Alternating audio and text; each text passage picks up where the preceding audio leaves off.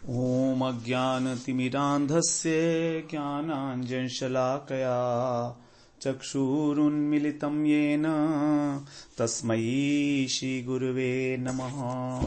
वन्देऽहं श्रीगुरो श्रीयुत्पदकमलं श्रीगुरून् वैष्णवांश्च श्रीरूपं सागरजातं सहगण रघुनाथान्वितं तं सजीवम् साद्वैतं सावधूतं परिजनसहितं कृष्ण चैतन्यदेवं श्रीराधा कृष्णपादान् सहगण ललिता श्रीविशाखान्वितांश्च तमादिदेवं करुणानिधानं तमालवर्णं सुहितावतारम् अपार संसार समुद्र सेतुं भजामहे भागवत स्वरूपम्।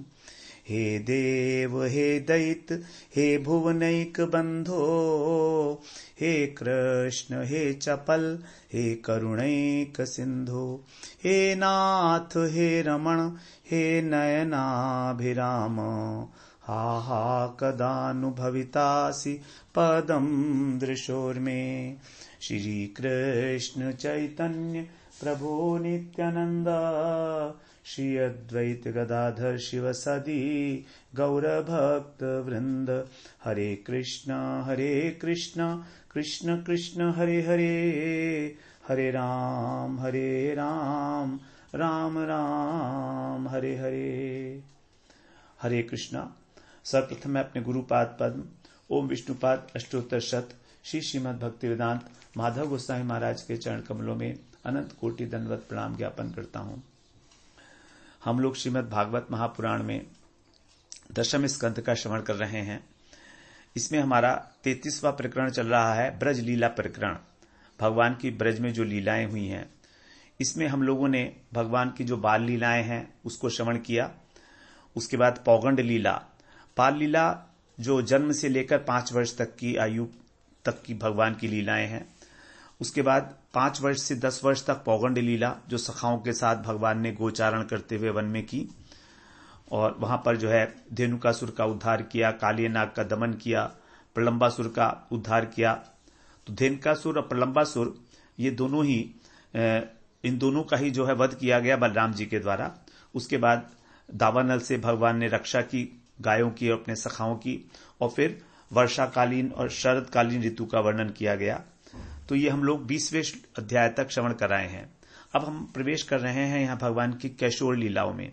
जो भगवान की किशोरावस्था की लीलाएं हैं 10 वर्ष से 15 वर्ष तक, ये अत्यंत माधुर्यमय लीलाएं हैं। बड़ा इसमें बड़े गूढ़ भाव छिपे हुए हैं। गोपियों के साथ भगवान ने इसी अवस्था में जो है रास किया था।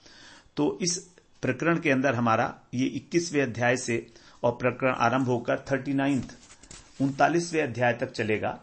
तो इसमें अनेक प्रकार के प्रसंग हैं, जैसे पहले वेणु गीत है, फिर चीरहरण लीला है, यज्ञ पत्नियों के कृपा है, इंद्र का जो है यज्ञ है उसको भगवान ने निवारण किया, उसका गोवर्धन लीला भगवान की इंद्र के द्वारा स्तुति, फिर रास लीला। रास पंचाध्यायी है 29वें अध्याय से 33वें अध्याय तक। इसको जो है भागवत का पंच प्राण कहा जाता है।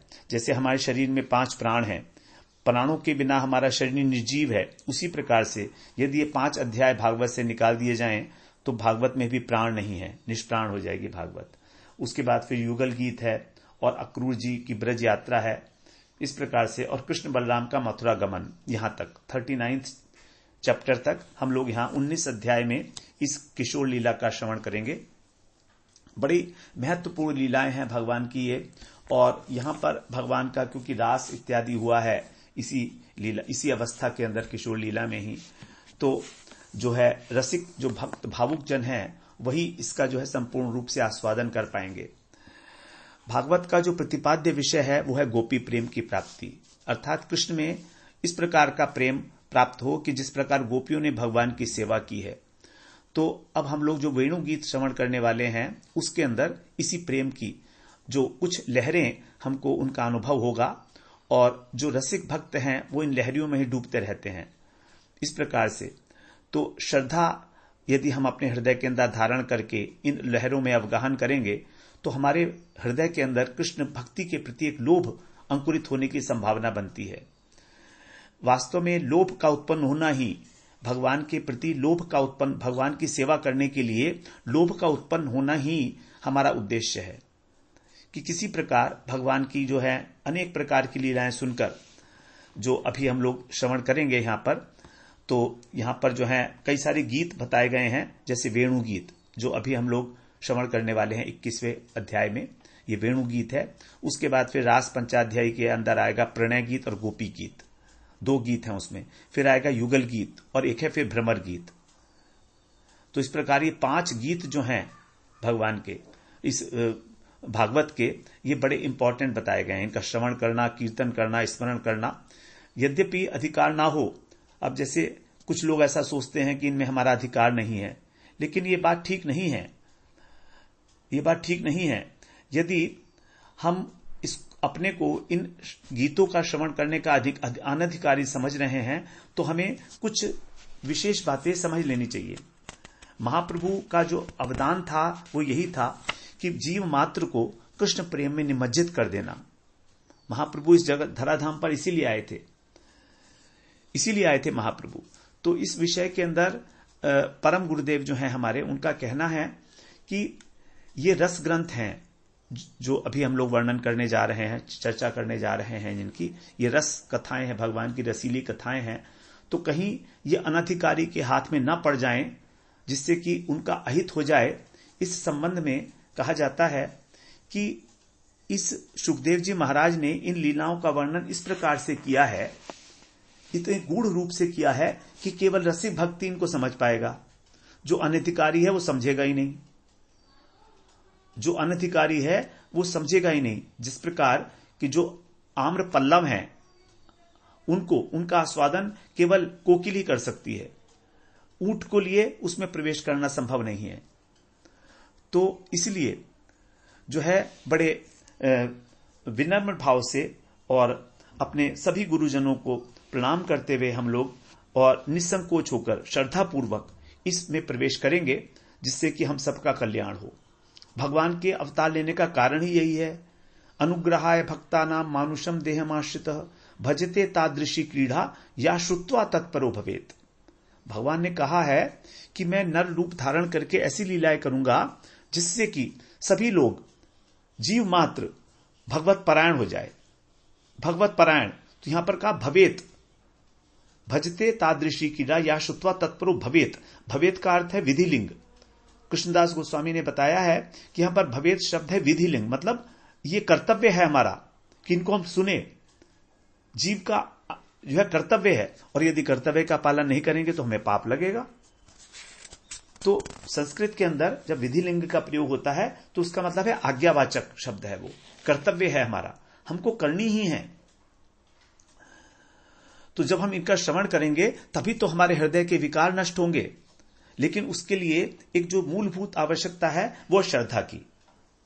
रास लीला का जो प्रसंग है 5 अध्याय का, उसके अंत में सुखदेव जी ने यही बताया है कि जो भी इसका श्रवण करता है श्रद्धापूर्वक अनुगत्य में, वैष्णव स्थान पर वैष्णवों के अनुगत्य में, तब उसके हृदय से जो काम रूपी रोग है वो नष्ट हो जाता है।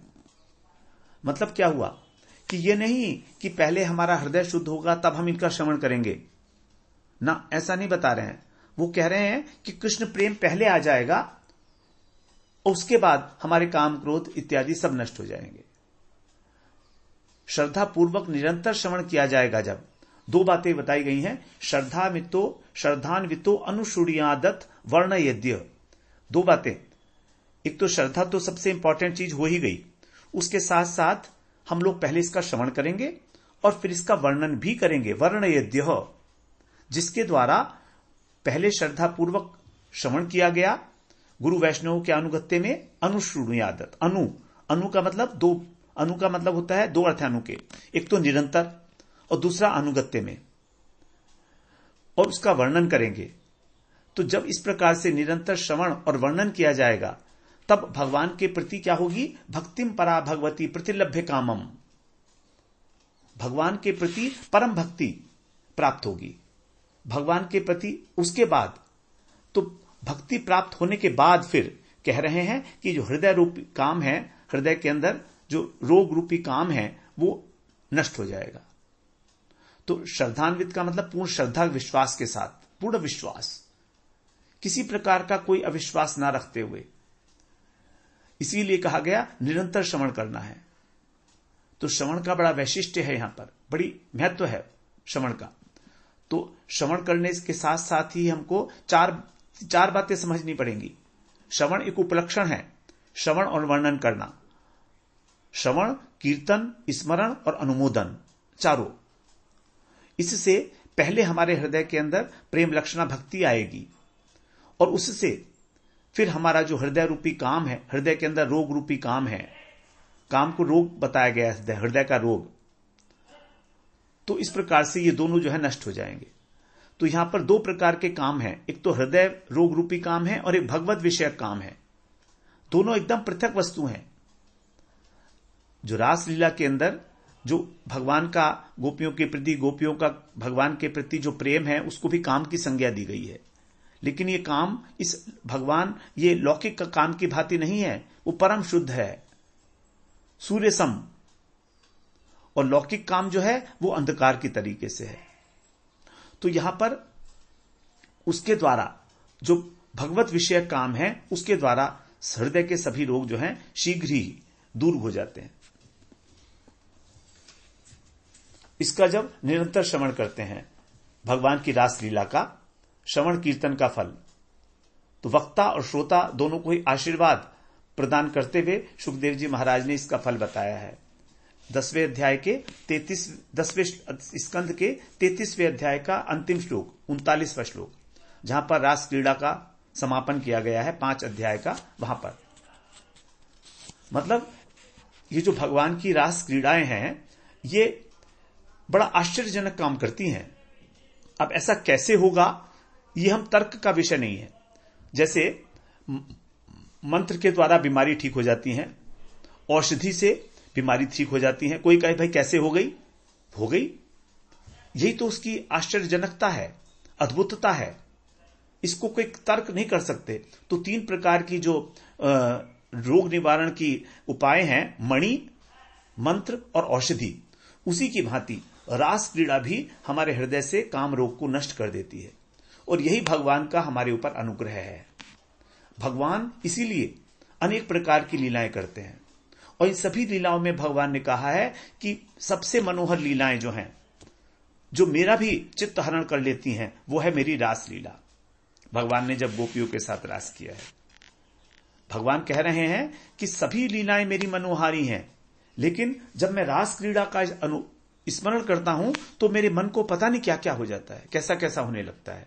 मतलब ये सर्वश्रेष्ठ वस्तु है जिसका हम लोग यहां पर श्रवण करेंगे। तो उसके लिए हम लोगों को अपने हृदय के अंदर तैयार रहना चाहिए कि हम क्या श्रवण करने जा रहे हैं। किसी भी प्रकार की दोष बुद्धि, किसी भी प्रकार की जो है गलत विचारधारा को हृदय में प्रवेश कर रखकर हम लोग इसमें प्रवेश नहीं करेंगे। ये हमारा निर्णय है। तो यहां पर अब भगवान ने साधारण रूप से इस प्रकार की लीलाएं की हैं और ये लीलाएं कृष्ण के अतिरिक्त और कोई नहीं कर सकता। ये अत्यंत साधारण दिखते हुए भी असाधारण है। मरते लोक में इनका हम लोग अनुसरण नहीं कर सकते। भगवान की जितनी भी लीलाएं हैं उनका यहां पर अनुकरण नहीं किया जाता है, बल्कि केवल उसका रसास्वादन करके और अपने हृदय को शुद्ध किया जाता है। इस प्रकार से तो हम लोग यहां पर इसी प्रकार की लीलाओं को श्रवण करने में और तत्पर हुए हैं, प्रवृत्त हुए हैं। तो आप सबसे हाथ जोड़कर ये बड़ी प्रार्थना है कि बड़े प्रेम भाव से और भगवान की इन लीलाओं का आस्वादन करते हुए ही हम धीरे धीरे इन किशोर लीलाओं में प्रवेश करेंगे और गुरु जी की कृपा से किस सीमा तक हम उसको अपने हृदय में धारण कर पाएंगे और किस प्रकार से हमारे हृदय में भगवान की प्रेम के लिए, भगवान की भक्ति करने के लिए, भगवान का सेवा करने के लिए लोभ की जागृत हो जाएगी, यही हमारा उद्देश्य होना चाहिए। केवल भगवत माधुर्य के प्रति लोभ होना ही इसमें प्रवेश का एकमात्र अधिकार है। चैतन्य चरितामृत में यह बताया गया है, कृष्ण भक्ति रस भावितामति क्रियताम यदि कुतोपि लभ्यते तत्र लौल्यम अपि मूल्यम एकलम जन्म कोटि सुकृतिर्न लभ्यते। अर्थात भगवान की ये जो भगवत प्रेम है, कृष्ण प्रेम है, इसकी प्राप्ति हमें किसी सुकृति के फलस्वरूप नहीं मिलेगी। पूर्व जन्म की लाखों करोड़ों सुकृतियों को इकट्ठा करके भी हमारी लोभ हमारे को वो आस्वादन नहीं हो सकता, हमारा प्रवेश नहीं हो सकता रागानुगा भक्ति में। इसका जो है केवल एक ही मूल्य है, और वो मूल्य है लोभ। तो ये लोभ जो उदय होता है, ये सुकृति का फल नहीं है। यदि हम कहें कि हमारी सुकृति होगी तो हमें लोभ हो जाएगा, तो कभी नहीं होगा, क्योंकि वो फल ही नहीं है लोभ सुकृति का। तो फिर कैसे प्राप्त होगा? इसीलिए कह रहे हैं कि इस प्रकार की भगवान की जो माधुर्यमयी लीलाएं हैं, उनको श्रद्धापूर्वक श्रवण करना और उनका वर्णन करना। इस प्रकार के ग्रंथों का श्रद्धापूर्वक अनुशीलन करने के अतिरिक्त और कोई उपाय नहीं है। वर्तमान समय में कोई भी व्यक्ति अनर्थ से मुक्त नहीं है, चाहे वक्ता हो, चाहे श्रोता हो, चाहे कोई भी हो। इस प्रकार से तो यदि हम सोचेंगे कि रासलीला में जो है अधिकारी को ही प्रवेश करने का, वो अधिकारी को ही प्रवेश करना चाहिए, तो कोई अधिकारी ही नहीं मिलेगा ढूंढने पर भी, ना इस समय है ना भविष्य में कोई होगा। तो फिर सुखदेव जी महाराज ने इन लीलाओं का वर्णन क्यों किया भागवत में? तो इससे निश्चित रूप से सिद्ध हो जाता है कि हमारे अनर्थों की निवृत्ति हो जाए, उसके बाद हम इसमें प्रवेश करेंगे, ये बात ठीक नहीं है। रागानुगा भक्ति में प्रवेश करने का अधिकार अनर्थ निवृत्ति के बाद नहीं है, बल्कि लोभ ही एकमात्र रागानुगा भक्ति का अधिकार है। अधिकार हमारा निश्चित करता है। यदि हम वैधि भक्ति के अंगों का पालन करते रहेंगे अनेक जन्मों तक, तो भी यह निश्चित नहीं है कि हमें लोभ जागृत हो जाएगा भगवान की भक्ति में, भगवान के प्रेम में, भगवान के प्रति। यह निश्चित नहीं है केवल वैधि भक्ति का पालन करने से। तो इसके लिए केवल एक ही उपाय है, रसिक भक्तों के अनुगत्य में और भगवान की उन प्रेममयी स्नेहमयी लीलाओं का निरंतर श्रवण करना और उनका वर्णन करना, उनका कीर्तन करना, उनका स्मरण करना, उनका चिंतन करना, उनका अनुमोदन करना, उनके तत्व को जानने के लिए जिज्ञासु प्रवृत्ति का होना, यही वास्तव में एक जो है हमारा अधिकार सिद्ध करता है। तो अब हम लोग बड़ी धैर्यपूर्वक और बार बार प्रणत होते हुए गुरु के चरणों में और भगवान के चरणों में प्रणत होते हुए उनकी कृपा की वांछा करते हुए हम लोग 21वें श्लोक में 21वें अध्याय में प्रवेश करेंगे। श्लोक जहां पर पहले श्लोक में कह रहे हैं सुखदेव जी, श्री शुक उवाच इत्थम शरत स्वच्छ जलम पद्माकर सुगंधिना न्यविशद वायुना वातम सगो गोपालकोच्युतः। सुखदेव जी कह रहे हैं, सुखदेव जी कौन है? ये श्री राधिका जी के अत्यंत प्रिय शुक, राधा जी के शुक हैं ये, जो सुखदेव जी के रूप में आए हैं इस धराधाम पर। तो वही बता रहे हैं, इत्थम का मतलब ऐसे। शरद स्वच्छ जलम, शरद ऋतु में जो जल स्वच्छ हो गया था, हम लोगों ने वर्णन किया अभी तक शरद ऋतु का 20वें अध्याय में, कि शरद ऋतु के आने पर किस प्रकार वृंदावन की शोभा अपूर्व हो जाती है। तो इस प्रकार शरद ऋतु के अंदर जो भी जल था वो सब सुगंधित हो गया, अपूर्व स्वच्छ हो गया। नदियां, तालाब, सरोवर पानी से लबालब भर गए। शरद स्वच्छ जलम पद्माकर सुगंधिना, पद्माकर माने कमल। तो सब सरोवरों में कुसुम सरोवर, यमुना जी, मानसी गंगा, गोविंद कुंड, कमल के फूल खिले हैं और उनकी सुगंधिना मधुर मधुर सौरभ जो है वो व्याप्त हो रही है पूरे वृंदावन में।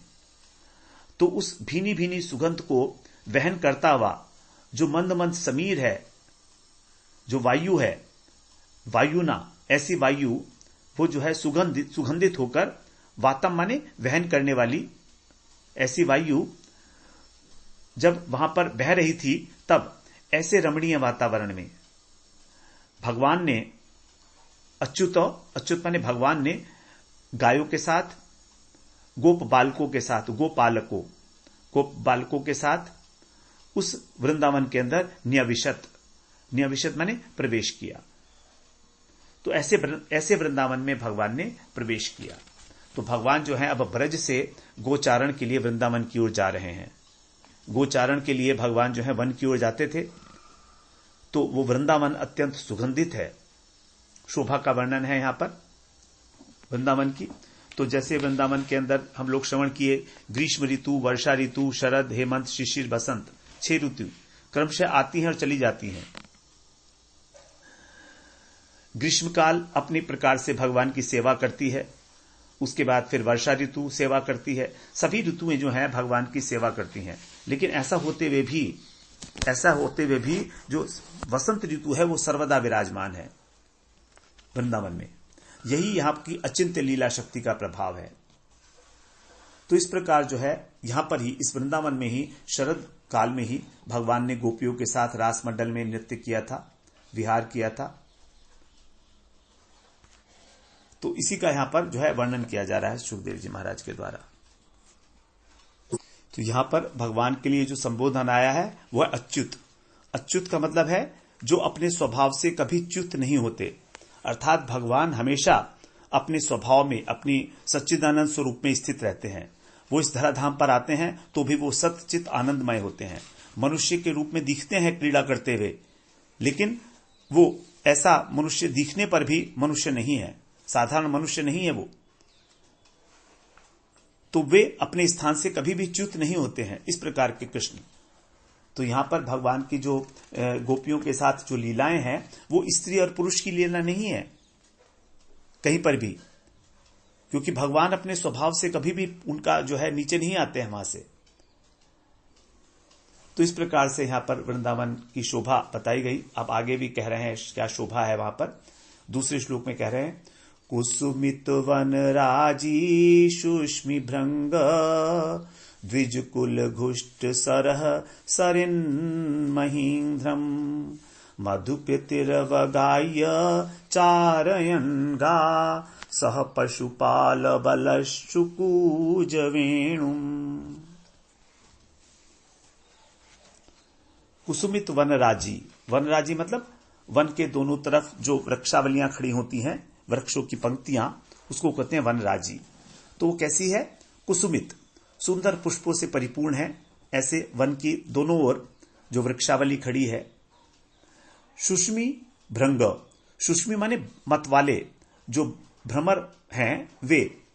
और द्विज, द्विज का मतलब पक्षी, क्योंकि पक्षियों का जन्म अंडे से होता है इसलिए उनको द्विज कहा जाता है।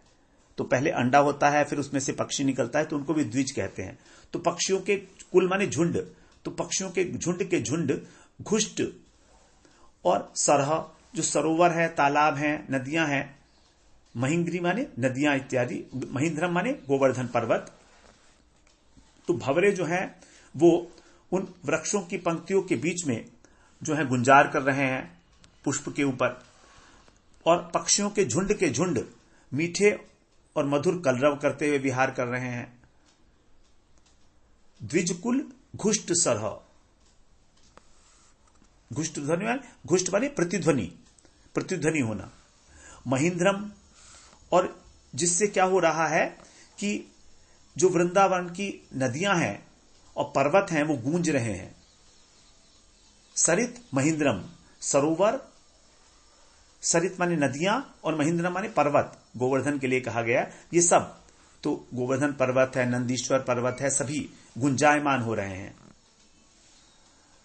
मधुपतिर अवगाह्य, मधुपति यहां पर कृष्ण के लिए कहा गया है कि जो मधु के पति हैं, अर्थात अखिल रसामरस सिंधु हैं। मधु माने रस, जो सब प्रकार के रसों के आस्वादन करने वाले उसके पति हैं। ऐसे रसिक शिरोमणि श्री कृष्ण। अवगाह्य माने प्रवेश करके उन्होंने चार्यन गाह, गायों को चराते हुए, और सह पशुपाल बलह, अपने जो पशुपाल हैं अर्थात जो उनके सखा हैं वे, और बलराम जी के साथ, तो गायों, ग्वाल बालों और बड़े भैया बलराम जी के साथ चुकूज माने बजाया, वेणु माने अपना वेणु। तो उन्होंने अपना वेणु बनाया, वेणु पर अत्यंत मधुर और रसीली तान छेड़ी भगवान ने। यहां पर। तो वृंदावन की भूमि स्वभावतः ही अत्यंत शोभायमान है, और जब भगवान वहां पर प्रवेश करते हैं गायों के साथ, सखाओं के साथ, तो वो अत्यधिक शोभायमान, अत्यधिक उल्लसित हो जाती है। जब वहां पर कृष्ण प्रवेश कर रहे हैं, जो मधुपति हैं, अर्थात मधु के पति, मधु का मतलब बसंत ऋतु भी होती है, तो जो बसंत ऋतु के पति हैं, तो वे जब प्रवेश करेंगे तो वहां की जो वृक्ष हैं, लताएं हैं, उनमें नए नए पुष्प आ जाएं, फल आ जाएं। ये तो सामान्य सी बात है, ऐसा होगा ही होगा, क्योंकि वो तो बसंत के भी, मधु के भी पति हैं, इस प्रकार के बसंत के भी सेवनीय हैं। बसंत ऋतु भी जिनकी पूजा करती है, तो बसंत ऋतु में तो सभी वृक्ष और लताएं जो हैं नए नए कोपलों से, पुष्पों से, फलों से लद जाती हैं। तो इसमें भगवान के शुभागमन से जो वन की भूमि है वो सुशोभित हो गई। ये कोई विशेष बात नहीं हुई, क्योंकि मधुपति है इसीलिए, और उनके प्रवेश करते ही सभी पशु पक्षी भी प्रफुल्लित हो गए। तो पुष्पों के साथ, पुष्पों के विकसित होने के कारण वन पुष्पित हो रहे हैं,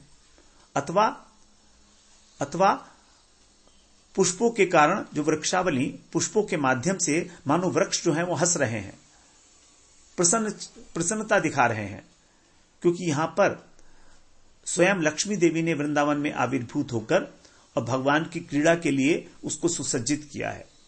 आगे हम लोग गोपी गीत में पढ़ेंगे, जयति ते अधिकम जन्मना ब्रज श्वेत इंदिरा शश्वदत्त ही, कि जो इंद्रियां हैं, जो लक्ष्मी जी हैं, वो स्वयं यहां पर शाश्वत परमानेंट रूप से यहां पर आकर विराजमान हो गई हैं भगवान के जन्म लेते ही। तो इस प्रकार मानो सारा वन प्रदेश सुशोभित होकर अब भगवान का अभिनंदन करने के लिए प्रस्तुत हो गया है, क्योंकि यहीं पर अब भगवान की सारी लीलाएं होंगी। और जब वहां पर पुष्प इत्यादि विकसित हो गए सब, तब कह रहे हैं आगे सुष्मित भृंग, वहां पर जो भ्रमर हैं वो मधुपान करने के लिए गुंजायमान हो रहे हैं, गूंज रहे हैं, आकर्षित होकर झुंड के झुंड भौरे पुष्पों के ऊपर गुंजार करते हुए बैठ जाते हैं और मधुपान करके फिर उस पुष्पों का रसास्वादन करते हैं। इस प्रकार जब वो आकंठ मधुपान करके प्रमत्त हो जाते हैं, तब जो उनका गुंजार है उसके विषय में यहां पर बताया जा रहा है।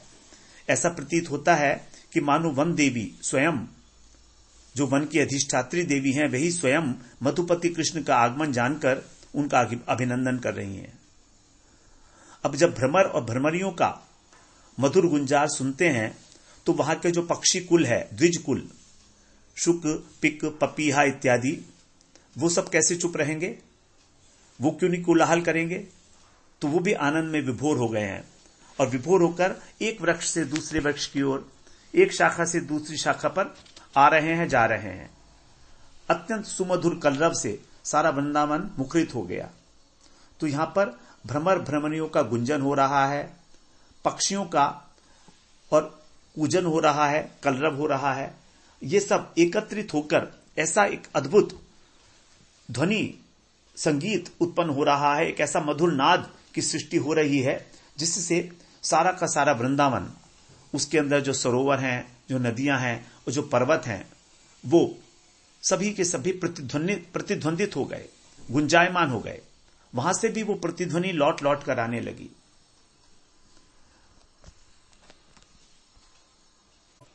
तो जब कृष्ण ने अपने सखाओं के साथ, दाऊ भैया के साथ गोचारण के बहाने से वृंदावन में प्रवेश किया और ऐसे मनोहारी दृश्यों को देखा, तो वो भी आनंद में झूम उठे। और उनके साथ जो असंख्य गायें हैं, सखा हैं, वो भी सब एक वन से दूसरे वन में शोभा को निरखते हुए विचरण करने लगे। अगणित पुष्प हैं, उनके सौरभ से जो वन भूमि है वो कृष्ण के आगमन से अत्यधिक उत्फुल्लित हो उठी, उत्साहित हो उठी। जैसे मान लो हमारे जो है स्वामी आ रहे हैं आज, तो वहां पर जब भगवान ने मत्त मयूरों का नृत्य देखा, शुक पिक इत्यादि का कलरव सुना, और तब कृष्ण ने यमुना के ही एक सुंदर उपवन में त्रिभंग ललित भंगी से एक प्रफुल्लित कदम्ब वृक्ष देखा, उसकी डाल का आश्रय लिया, और तब उन्होंने अपने अधर पल्लवों पे जो उनके फेट में वेणु थी उसको निकाला और अपने अधरों पर रखा, और नीलकमल की सुंदर सुंदर उंगलियों को उस वेणुरंध्र के ऊपर रखकर एक मधुर तान छेड़ दी। इस प्रकार भगवान जो है, जब भगवान ने वंशी वादन आरंभ किया तो जितने उनके सखा थे, श्रीदाम, स्ताम, सुदाम, वसुदाम, उज्ज्वल, सुबल, स्तोक कृष्ण इत्यादि सभी सखा और दाऊजी भी अपनी अपनी वंशी निकाल कर उनके ही स्वर के अंदर स्वर मिलाते हुए वादन करने लगे। अब देखिए वृंदावन का उस समय कितना मधुर वहां पर नाद हो रहा है। भगवान वेणुवादन कर रहे हैं, उनके साथ उनके सखा वेणुवादन कर रहे हैं, भ्रमर गुंजायमान हो रहे हैं, पक्षी कलरव कर रहे हैं और उनकी ध्वनि जो है नदियों से और पर्वतों से प्रतिध्वनि होकर आ रही है, प्रतिध्वनित हो रही है। इस प्रकार एक वृंदावन में अपूर्व आनंद का स्रोत जो है वो प्रभावित हो चुका। उसका वर्णन जो है यहां पर किया नहीं जा सकता है, केवल उसका एक दिग्दर्शन मात्र कराया गया है। ऐसे वृंदावन में भगवान अब जो है लीला करेंगे अपनी। अब आगे बता रहे हैं तीसरे श्लोक में, तद ब्रज स्त्रिय आश्रुत्य वेणुगीतम स्मरोदयम काश्चित् परोक्षम कृष्णस्य स्वसखीभ्योऽन्वर्णयन्। कह रहे हैं कि तद ब्रज वस्त्रीय, उन जो ब्रज की किशोरियां हैं उन्होंने उसको आश्रुत्य जब सुना वंशी की ध्वनि को, तो वेणुगीतम, वेणुगीत को, वेणु के नाद को, तो उनके हृदय में स्मर उदयम, भगवान से मिलने की आकांक्षा उत्पन्न हुई। उनके हृदय में भगवान के प्रति प्रेम भाव जागृत हुआ, जो पहले से ही था। ब्रज गोपियों में, ब्रज किशोरियों में कृष्ण के प्रति प्रेम जन्मजात है, जन्म से ही वो प्रेम है। क्यों है? कोई कारण नहीं है बस इतना, क्योंकि भगवान की पार्षद हैं सब।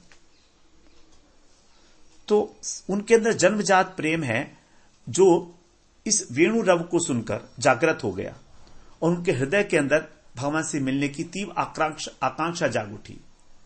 स्मर उदयम, स्मर उदय हो गया, स्मर काम भाव उत्पन्न हो गया।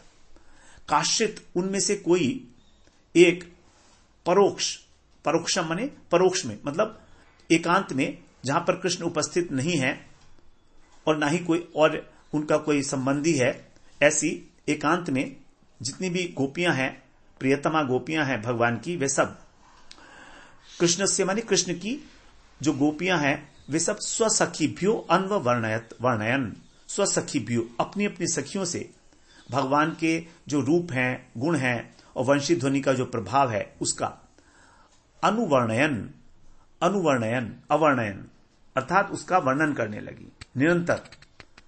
तो ऐसी गोपियां भगवान का जो है स्पष्ट रूप से वर्णन करने लगी, जैसे कि मान लो वो देख रही हो, स्पष्ट रूप से देख रही हो। तो उस वेणु रव को सुनकर उनके हृदय में मिलन की आकांक्षा उठी और तब एकांत में अपनी अपनी सखियों के साथ वो भगवान की लीलाओं का, भगवान के नाम का, भगवान के रूप का सब वहां पर वर्णन करने लगी। तो इस प्रकार भगवान जब वहां एक कुंज में किसी वन भूमि के शिलाखंड पर बैठकर अथवा कदम्ब की किसी डाल का आश्रय लेकर सबके चित्त को आकर्षित करने वाली वेणु बजाते हैं, तो उस मधुर ध्वनि से वन के जितने भी स्थावर जंगम प्राणी हैं सभी आनंद में डूब जाते हैं। और केवल वहीं नहीं, केवल वन स्थली में नहीं, बल्कि जो पवन चल रहा है वहां पर, वो पवन की तरंगों में भगवान का जो वेणु रव है, वेणु रव का मतलब होता है ध्वनि, नाद, तो जो वेणु नाद है वो परम उस पवन के माध्यम से नृत्य करता हुआ उस वन से बाहर निकलता है और ब्रज के प्रत्येक घर में जाकर जो है गोपियों के कानों में प्रवेश करता है और प्रवेश करते ही उनके हृदय में भावों की लहरें उठने लगती हैं। तो ब्रज भूमि स्वाभाविक रूप से अनेक प्रकार के भावों की आवास भूमि है। इसलिए हम लोग जो है ब्रज भाव की चर्चा कर रहे थे एक बार कि ब्रज भाव कैसे प्राप्त हो, यही हमारा अभीष्ट है। भाव का अर्थ है, भाव का एक कार्य है किसी भी रस का आस्वादन करना और कराना। यदि हमारे हृदय में भाव नहीं है तो हम रस का आस्वादन ना तो कर सकते हैं ना करा सकते हैं। यदि भाव है तो हमारे को विशेष रूप से आस्वादन होगा, चमत्कारिता के साथ। तो यहां पर जो विशेष भाव यही है कि उस भाव का जो कार्य है वो है वैचित्री चमत्कारिता। हृदय में एक प्रकार के विशेष रस का जो अत्यंत चमत्कारपूर्ण है, जो अत्यंत वैचित्री को धारण किए हुए है, जो नित्य नवायमान है, इस प्रकार का जो रस है उसकी उत्पत्ति हृदय के अंदर, जिसको हम बोलते हैं हृदय के अंदर जो है बार बार हुक सी उठना, चाव उत्पन्न हो जाना। तो ऐसा भगवान ने जब वेणु बजाया तो सबके हृदय आंदोलित हो गए, अनेक प्रकार के भाव जो हैं उत्पन्न होने लगे। तो यहां पर ब्रज के अंदर सभी कुछ भावमय है, पशु पक्षी कीट पतंग वृक्ष लता, ये सब भी भाव हैं इनके अंदर भी। सभी लोग अपने अपने भाव के अनुसार भगवान के उस माधुर्य राशि का आस्वादन करते हैं। तो जिस प्रकार से बादलों के गरजने से जो समुद्र की जल राशि है वो तट को प्लावित कर देती है, उसी प्रकार जब कृष्ण रूपी नव जलधर, कृष्ण की उपमा दी गई है मेघ से, तो उन नव जलधर के वेणुनाद से अर्थात गर्जन से ब्रजवासियों के भाव सिंधु उछले, भाव सिंधु में एक क्षोभ पैदा हो गया। तो उनकी जो प्रत्येक इंद्रिय थी, उनके अंग प्रत्यंग, उन सबको उस उच्छलन ने भाव में निमज्जित कर दिया, वो डूब गए भगवान के अंदर ही, ऐसा भाव। तो 4 प्रकार के भाव यहां प्रधान हैं, दास्य, सख्य, वात्सल्य और माधुर्य। इनमें से अधिकांश भाव जो हैं 3 ही हैं, सख्य, वात्सल्य और मधुर रस के आधार। दास्य भाव जो है संकुचित है, मिश्रित है यहां पर दास्य, लेकिन सख्य भाव जो है वो यहां पर शुद्ध है। तो श्रीदाम, सुबल इत्यादि जो सख्य भाव के सखा हैं वे भगवान को केवल सखा ही समझते हैं और उसी प्रकार से कृष्ण के माधुर्य का आस्वादन करते हैं। नंद यशोदा वात्सल्य भाव से भगवान का लालन पालन करते हैं, बाल माधुरी का आस्वादन करते हैं। और जो गोपियां हैं, राधा जी, चंद्रावली, ललिता, विशाखा, ये सब मधुर भाव से कृष्ण को अपने प्राण बल्लभ के रूप में जानती हैं और उनके कैशोर्य माधुर्य का आस्वादन करती हैं। 3 प्रकार के आस्वादन है, माधुर्य हैं भगवान के, बाल माधुर्य, पौगंड सख्य माधुर्य और कैशोर माधुर्य।